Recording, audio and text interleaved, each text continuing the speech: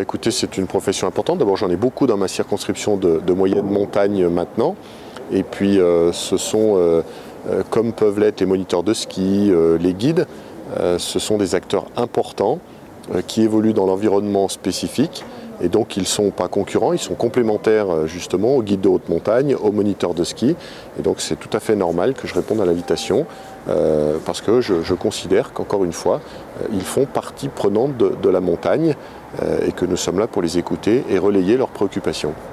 Mais les accompagnateurs, ce sont des passeurs, ce sont ceux qui permettent finalement de créer une émotion, qui font la médiation de la nature, cette nature qui devient si compliquée pour une partie d'entre nous, qui sont de plus en plus urbains à appréhender. Parfois la nature, ça effraie.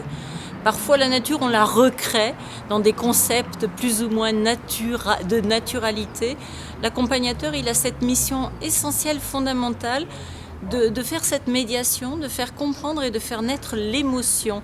Et ça, c'est une fonction fondamentale dans notre société. Aujourd'hui, il y a moins de monde en montagne, vous pensez ?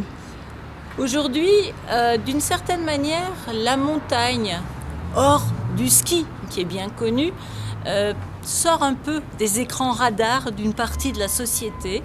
J'étais il y a peu avec un monsieur qui me disait « je ne savais pas qu'on pouvait aller en montagne l'été ». Vous imaginez ça ? Un Rhône-Alpin qui me disait ça, je ne savais même pas qu'on pouvait aller en montagne l'été. Donc effectivement, on fait tous des efforts pour mettre en avant la montagne, ses valeurs, les valeurs de solidarité, la vie en montagne tout simplement. Mais il faut peut-être retravailler auprès des jeunes, retravailler auprès de l'image et la culture montagnarde dans nos collèges, dans nos lycées, tout au long de l'apprentissage des jeunes Rhône-Alpins. Ils sont Rhône-Alpins, ça a du sens, et il faut remettre cette montagne au cœur de nos préoccupations communes. Donc les accompagnateurs sont importants. Les accompagnateurs et tous les professionnels de la montagne sont très importants pour faire cette médiation et pour créer ces passerelles.